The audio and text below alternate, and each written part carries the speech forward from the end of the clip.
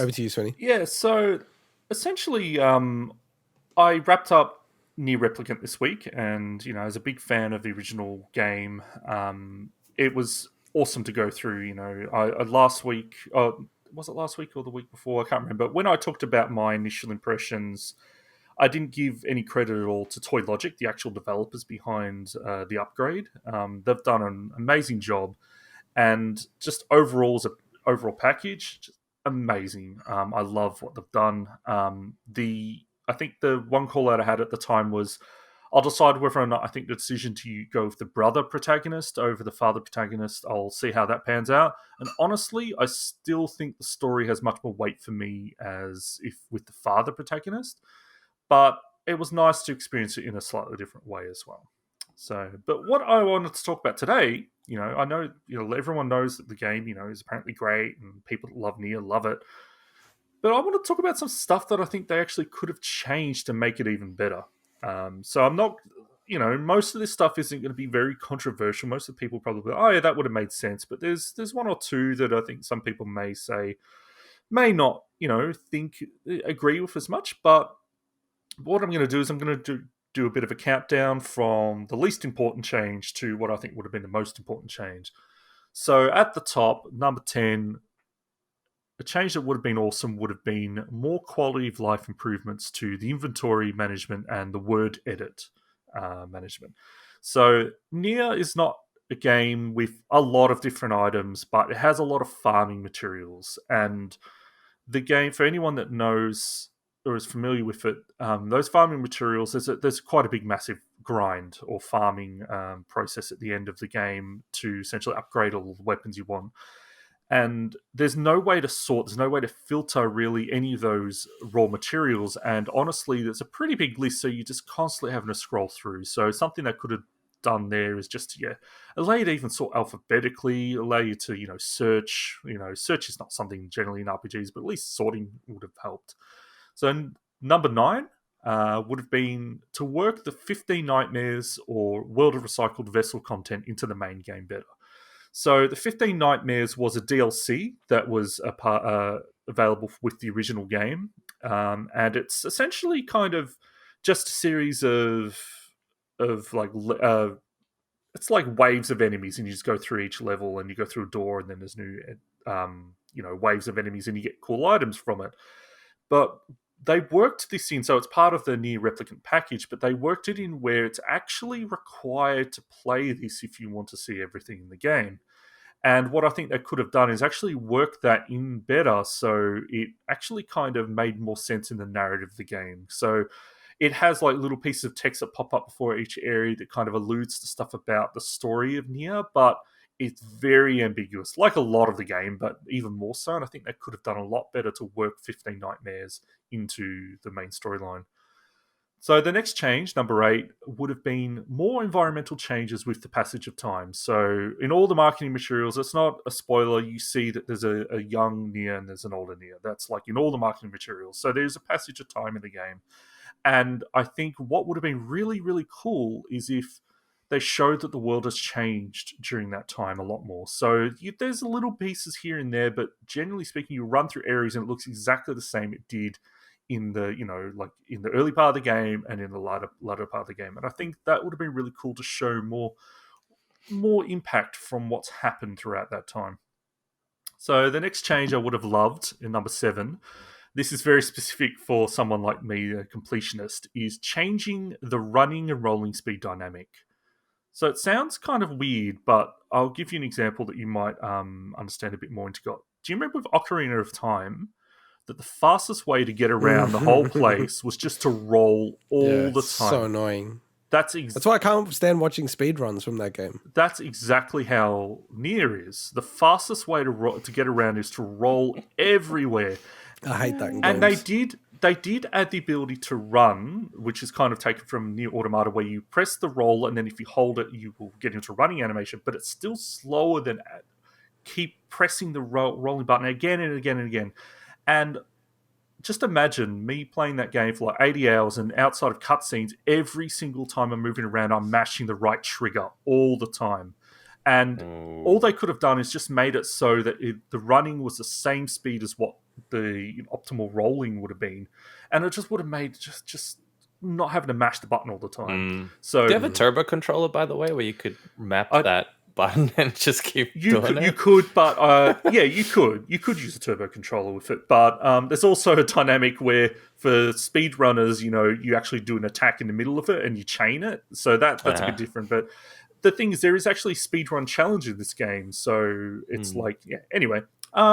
The next the next change is to add more in-game supplementary lore to flesh out the wider narrative. So a lot of the coolest stuff about NieR's story is not actually told in the game. Like, what's told in the game is cool, but a lot of it's like you see these terms and you're like, I don't understand what any of this is. And when you actually find out the wider narrative of what's happened and the history of the game's world, it's like, oh, that's really cool. And I think they could have added more stuff in that, more supplementary journals and stuff like that could have just told that story better.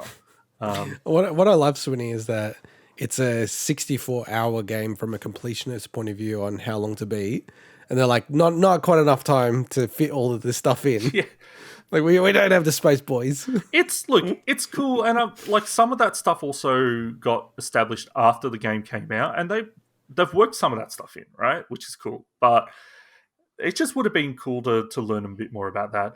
The next change would have been to add more new side content that aren't just fetch quests. So a lot of the side quests and side content in NieR are fetch quests. So I think it would have been really, really good, and they could have worked some of this supplementary lore into it to add new side content that doesn't mess with the structure of the main story, that aren't fetch quests. So I think, look, any new content people are going to love, and what they did add in NieR, I really, really like. And first you like, I don't know if I like what they're doing here, but then it kind of pays off. So, but I think new side content would have been cool. The next change, number 4, would have been a bigger variety of enemies and shades. So shades are the kind of the primary enemies you face in the game. And there are different, there's maybe about 6 different kinds of shades. Mm-hmm. I think that just, as you said, it is a pretty long game when you want to see everything, and the shades all kind of have a similar look to them. So I think just a wider variety just would have made it just much more like, gee, you're fighting these things all the time. So I think just a bigger variety would have been better. The next one, and this is probably, I consider putting this the first most important one, but I think it's not as important as the others after, spending a bit more time thinking about it, but is... Wait. Can I just say, wait, this is number 3, and then you just said this is not as important as all the other ones? No. The way I wanted to say it is I considered... You're bad with these lists. I wanted to... Thank you for, shitting over my work. Thank you. I initially thought, to me, this is one of the most impactful from a storyline perspective. So I consider putting it number 1. Oh, okay. That's better. Yeah, okay. So go on. Is a better establishment of Kaine and Emil's relationship. So I'm not going to spoil anything here, but they're your 2 party members, and their bond is very important to the themes and the story of the game. And this is the same in the original, so they didn't improve it. Is they essentially go from, in one scene, never having met each other, to the next scene being like having this really strong bond with each other. So it's just feel like, and the work they do to build them up after that is great. I love it, but to me, they could have established their relationship in a much better way. It just feels so like, oh, we need to quickly make these people have a bond. Next scene, bang, they're like, best buddies. So I think the people that play through a game might kind of, when they think about it, think back on it, understand what I'm saying. Anyway, the next one, number 2, and I think this is probably the top of most people's list, is a fairer drop rate for weapon materials. So the original NieR is very notorious for a lot of farming materials if you want to upgrade all the weapons. And some of this stuff is like, okay, you've got a farm point that might appear 30% of the time, and out of that 30% of the time, the thing you need appears 2% of the time. And so what that means is you will constantly just having to keep reloading your save each time to then see if the drop point's appeared, and then go to the drop point, and then if you're lucky, you get it. And that's just those ones that are like drop points. Then there's the enemy farming, where you just spending hours killing the same enemies over and over again. I think to remove that and change it, make it super easy, probably would have, I'm not saying they should have gotten rid of that, but just make it a bit fairer for people so they're not wasting hours doing mindless stuff all the time. But the number one, and this might be the most controversial change, so out of everything that I've mentioned, I haven't changed anything, suggested any changes to the world or really the storyline much or anything like that. But the biggest, to me, most undeveloped area of the game is the Forest of Myth area. It's a tiny little area, and in this version of NieR Replicant, it actually plays a much more important role than it ever did in the original game. So you essentially go in this little forest area with some NPCs, and it's tiny. And it's just like, to me, they could have overhauled that area, made it much cooler, made it bigger, especially with how the more important role it plays. It could have just been much more to it. And you still could have I'm not going to spoil what it is, but it has a really, really unique quest line there that is unlike probably almost any other game that people have played, or at least outside of a certain genre. But they could have done so much more. I think if they didn't overhaul the Forest of Myth, I think it just would have created a much more complete game, if that makes sense. So to me, they're the 10 changes. None of them are changing the story. None of them are changing the gameplay. These just, things I think they could have done to make an awesome game even better. Yeah. I think it's quite a lot of changes, though. I mean, one could say that would even make NieR Replicant version 2.718281828845 ... You were just waiting for the whole segment to make that joke, weren't you? Pretty much. I was like, what number should I pick? That was Euler's number.